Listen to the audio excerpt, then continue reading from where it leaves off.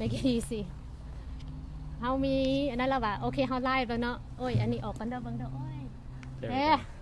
อ้ยสบายดีเนาะพี่พ่อแม่พี่น้องทุกคนส่งความหักแพงมาฮอดเด้อจากแคลิฟอร์เนียเดี๋ยวนี้อยู่แซคราเมนโตแคลิฟอร์เนียแต่ว่าอยู่รัฐอื่นๆนำเนาะอันนี้ก็หลายคนก็ฮู้แล้วอันนี้มาลีมื้อนี้นี่มาเฮ็ดวิดีโอน้อยนึงเพราะว่าเฮาได้ยินกันเฮาเว้าถึงเรื่องลานหน้าองค์การจัดตั้งลานหน้านี่แล้วหลายคนก็ถามว่าลานหน้านี่แม่นไผองค์การจัดตั้งนี่เฮ็ดอีหยังแน่อันนี้มื้อนี้ก็เลยอยากถือโอกาสอยากมาแนะนำประธานของลาน่าหรือว่าเขาจะแปลเป็นภาษาลาวว่าองค์การจัดตั้งลาวรวมเผ่าแห่งชาติเนาะที่อยู่อเมริกานี่แล้วมื้อนี้เนี่ยเขาก็น้องว่าจอนาธานเองก็บ่ใครแข็งปานใดเว้าภาษาลาวเขาก็สิถามเป็นภาษาลาวแล้วเว้าเป็นภาษาอังกฤษอะไรแล้วแต่หลายคนก็ทรงสิเข้าใจกันแล้วเนาะก่อนอื่นเว้าเลยอันนี้ให้จอนาธานแนะนำตัวเลยโอเคว่าเป็นไผมาจากไสมีอาชีพอีหยังอยู่ไส Hi, Jonathan Vorsain from Los Angeles, California, and I'm the chair of Lana. Okay, so how did you come about to become the president of Lana เฮ็ดจังได๋คือได้มาเป็นประธานขององค์การจัดตั้ง So I joined Lana 2 years ago as a board member, and after that helped them with the conferences that we had in Vegas, in Elgin, and then Dara and Anasan were retiring from the board, so they were looking for someone to take the lead. Okay. And nobody really wanted to take the lead. So I said, okay, why not? You know, it's a 2-year term. Let me see what I can do. I think after 40 plus years of our community being here in the United States, I want to see something different. I want to see us out there. I want to show the numbers of our community. It's time to say that we're, loud and proud, so to put Laotians on the map and really be able to say that Laotian includes everybody, multiracial, multi-ethnic, and all of the different ethnic tribal groups from Laos. So แปลว่าเดี๋ยวนี้อาศัยอยู่ลอสแอนเจลิส Los Angeles. โอเคอยู่แถวนั้นละแปลว่าเทอมนี่มีแต่2ปีเนาะ 2 ปี เฮ็ดได้โดนแล้วบ่ฮอดปีแล้วบ่ ฮอตปีแล้ว โอเคเหลืออีกปีเดียวเนาะ ใช่ โอเคแล้ววันนี้ลองเล่าให้พ่อแม่พี่น้องฟังดูว่าองค์การจัดตั้งลานหน้านี่จุดประสงค์มีอย่างแน่ว่าเวียกงานของลานหน้านี่มีอย่างแน่ So Lana is 100% volunteer.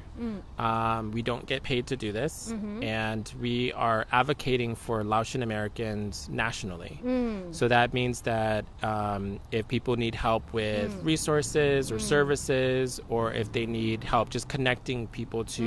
local services, we can do that. โอเคเดี๋ยวสั้นขอว่าเป็นภาษาลาวผู้ที่บ่เข้าใจเนาะหมายความว่าลานหน้านี่เป็นองค์การจัดตั้งที่เคลื่อนไหวได้ในทุกรัฐของอเมริกานี่เนาะและจุดประสงค์ของลาน่านี่แม่นว่าจัดไว้เพื่อสุขยู่เนาะสุขยู่สนับสนุนสุขยู่คนลาวอเมริกาอยู่รัฐใดก็อย่าถ้ามีความต้องการหยังบ่มีปัญหาหยังกับคนชุมชนคนลาวเฮานี่แปลว่าเฮายืนมือเข้าไปช่วยเนาะคือแล้วบัดนี้หั่นคิดว่าเดี๋ยวนี้หั่นลาน่านี่เคยมีผลงานที่ว่าเฮ็ดคอนเฟอเรนซ์อย่างมาหลายแต่ละประจำปีเนาะแล้วบัดนี้หั่นก็มีเป็นอาสาสมัครทุกคนเป็นอาสาสมัครบ่ได้มีตำแหน่งกินเงินเดือนเพราะว่าเนี่ยเฮาเฮ็ดกันแบบว่าช่วยเหลือชุมชนคนลาวโดยเฉพาะเนาะแล้วบัดนี้ลาน่าเดี๋ยวนี้หั่นมีความต้องการอย่างแน่เดี๋ยวนี้ต้องการให้พ่อแม่พี่น้องชุมชนคนลาวเฮาอยู่อเมริกาทุกๆรัฐนี่ให้เพิ่นช่วยเฮาได้แนวใดเพิ่นจังสิสุขอยู่ลาน่าได้แนวใด Yeah. So the 3 initiatives that we're working on is the voter registration. Okay. Because voting matters. Voting will help our community.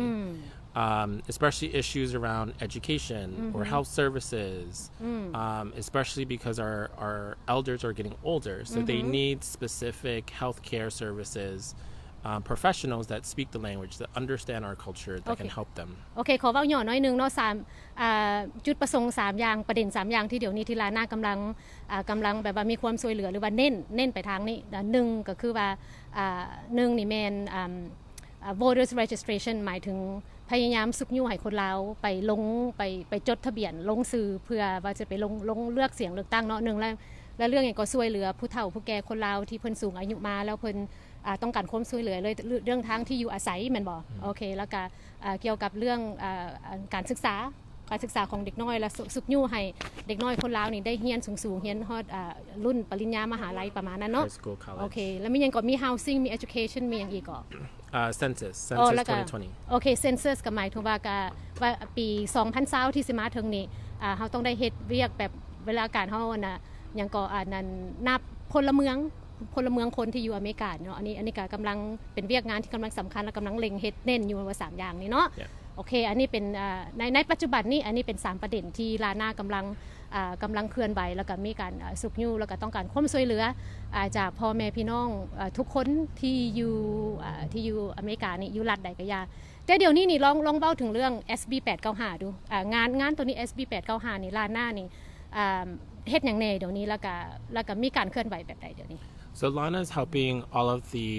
Californian Laotian American organizations really come together as one voice, one community. We're here to support. We're not here to take over. We're here to support, to provide guidance, to organize, and to really unite everybody. นั่นหมายความว่าลาน่าเขามามีการเคลื่อนไหวช่วยเหลือชุมชนคนลาวที่อยู่แคลิฟอร์เนียโดยเฉพาะในการดำเนินงานเรื่อง SB 895แบบสุกยู่เนาะสุกยู่หมายความว่าเวลาเฮาเฮ็ดเวียกเฮ็ดงานแต่ละของเขตนี่เฮาเฮ็ดภายใต้ชื่อเสียงของลาน่าซึ่งเป็นคนเป็นองค์การจัดตั้งที่ว่าคันว่าปกครองสวยสุกยู่เนาะแล้วก็แต่ว่ามันก็ขึ้นอยู่กับคนลาวแคลิฟอร์เนียเนาะที่สิตุ้มหุ้มกันแล้วก็ปลุกระดมกันเขามาเฮ็ดเวียกSB 895นี่แล้วบัดนี้นี่คันเว้าถึงเรื่อง SB 895คือรู้สึกแนวใดเดี๋ยวนี้รู้สึกว่ามีความรู้สึกว่าคนลาวเฮาเดี๋ยวนี้ตุ้มกันได้บ่ปลุกระดมเฮายูไนต์กันได้บ่เดี๋ยวนี้เจ้ามีความรู้สึกแนวใด Yeah, I think we can unite, especially around education. You know, our story is very unique, and it's time that our community shares that story. It's really important to write it down, to get a curriculum, to share it with not only the younger ones, our grandchildren, our kids, but it's really about sharing it with the rest of the world because not everyone understands our story or knows our story, and it's very unique and very powerful. เนาะอันนั้นมันความสำคัญของการที่ได้ให้มีบทเรียนเนาะของคนลาวอเมริกาประวัติศาสตร์คนลาวอเมริกาให้นักเรียนได้ฮู้กันอันนี้ก็เป็นถือว่าเป็นงานใหญ่เนาะงานสำคัญแล้วก็ตะกี้หันคือว่าคนลาวชุมชนคนลาวหัน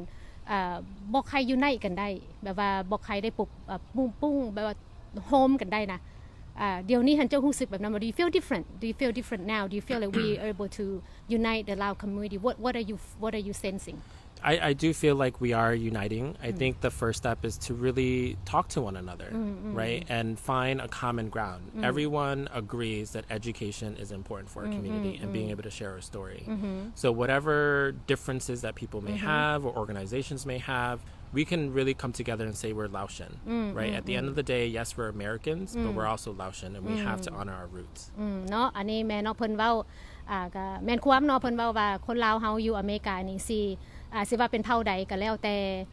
แล้วก็สิถ้าเว้าในแง่มุมของกฎหมายเจ้าสิเป็นพรรค Republican Democrat Independent นี่ก็แล้วแต่เนาะอันนี้มันบ่แม่นประเด็นสำคัญแม่นว่าสำหรับคนลาวเฮาหรือว่าคนเผ่าใดก็อย่าที่มาจากประเทศลาวนี่เฮาก็อยากให้มีประวัติศาสตร์ลาวเนาะได้ให้ลูกให้หลานเฮาได้เรียนได้ฮู้กันเพราะว่าคนเผ่าอื่นนี่คือคนมงคนเขมรกับคนเวียดเนาะเขาเจ้าก็มีชื่อเขาเจ้าก็อันนั้นห่างกฎหมายก็ผ่านไปแล้วบัดนี้คนลาวเฮาถึงแม้ว่าเฮาสิมาทีหลังเฮามารุ่นหลังหมู่เฮาก็ยังต้องเฮาก็ต้องเฮ็ดให้มันได้คือหมู่สิเนาะอันนี้ก็เป็นสิ่งสำคัญที่ลาน่าให้ความสำคัญแล้วก็ให้ความสุขอยู่ของเฮาเดี๋ยวนี้นี่ก็ดีใจเนาะที่ว่าเฮาปกลุ่มกันได้และคงเขตแต่ว่าเฮาก็ต้องการความช่วยเหลือจากพ่อแม่พี่น้ององค์การจัดตั้งทุกรัฐว่าเป็นทุกสำหรับโดยเฉพาะแคลิฟอร์เนียแบบว่า organization ใดองค์การจัดตั้งใดสมาคมใดเนาะที่อยู่เขตซานดิเอโกบ่อยู่เฟรสโนอยู่แถวเบย์แอเรียหรือว่าอยู่ซัคราเมนโตเนาะถ้าว่าท่านมีการประสานงานและพัวพันอยู่ในองค์กรใดที่ว่าต้องการที่สิสุขยุลูกหลานแล้วก็อยากให้มีชื่อมีเสียงว่าได้เฮามาสุขยุการเคลื่อนไหวนี่ก็ขอให้ติดต่อทางเข้ามาได้เลยเพราะว่าเดี๋ยวนี้เฮากำลังเก็บกำรายชื่อของแต่ละนิติบุคคลเนาะแต่ละองค์การจัดตั้งหรือว่าสมาคมต่างๆเพราะว่าเวลาเฮาไปเสนอให้กับผู้แทนสภาบ่จังซี่นะถ้าเฮามีองค์การจัดตั้งหลาย หลายๆกลุ่มหลายๆพรรคหลายๆฝ่ายมาช่วยกันจังซี่นะเป็นชื่อเป็นเสียงสุกยู่มันก็สิเฮ็ดให้เวียกงานเฮาดีขึ้นแม่นบ่ Yep. โอเคเห็นแล้วก็เขาเจ้าก็สิมีความเชื่อถือเฮาหลายเพราะฉะนั้นแล้วเนาะถ้าว่าทานใดอยากสุกยู่ทางเฮาแล้วก็อยากให้ใส่ชื่อใส่เสียงว่าเป็นคนอุ้มสู้สุกยู่เฮาก็ขอให้ติดต่อมาถ้าว่ายังบ่ทันได้ติดต่อมาเทื่อแล้วสิมีคนถามว่าเดี๋ยวนี้หน้าตาหนุ่มๆแบบนี้น่ะอายุเท่าใดแล้ว 35แล้วเด้เนาะบ่คือเนาะ35แล้วอาชีพหยังเดี๋ยวนี้เฮ็ดเวียกเฮ็ดงานอยู่ลอสแอนเจลิสอาชีพ Hit fashion and technology. โอ้แม่นว่า fashion and technology แบบใด That Hit like like- made to order women's contemporary clothing. โอเคเพิ่นออกไปทางดีไซน์เนาะคันว่าสิโอเคคันว่าจังใดเนาะถ้าพ่อแม่พี่น้องมีคำถามหยังมีคำแนะนำหยังเนาะให้น้องให้นุ่งให้ลูกให้หลานในการเคลื่อนไหวเฮ็ดทางกฎหมายสำหรับSB 895มันเดือนหนึงนี่ตัวเฮาจะได้เฮ็ดเวียกเฮ็ดงานกันน่ะ Dinung, yeah. So Okay. that's when we're going to be able to introduce the new bill. โอเคได้โอเคเนาะรายการต่อไปเฮาเซตวิดีโออีกเทื่อนึงแบบว่าสิอัปเดต SB 895การเคลื่อนไหวนี่ทุกๆประเด็นเป็นขั้นตอนไปเลยเนาะแต่ว่าเดี๋ยวนี้เฮาก็ขอบใจหลาย Thank you. เดี๋ยวนี้นี่จอห์นเทนกับทีมงานของลาน่าก็เพิ่นกำลังเดี๋ยวนี้กำลังเดินทางเนาะไปแต่ละเมืองแต่ละเขตเพื่อที่สิไปพบปะฮู้จักกับคนอยู่ในของเขตนะเนาะถ้าว่าท่านใดได้ยินข่าวว่าจอห์นเทนกับไวดาราจากลาน่าสิมาเนาะจังใดก็สละเวลามาทำความฮู้จักมีคำถามหยังก็ถามเพิ่นมาได้ว่าจังซั่นเนาะ Yes. โอเคขอบใจ Thank โอ you. เคปิดเลยแบบนี้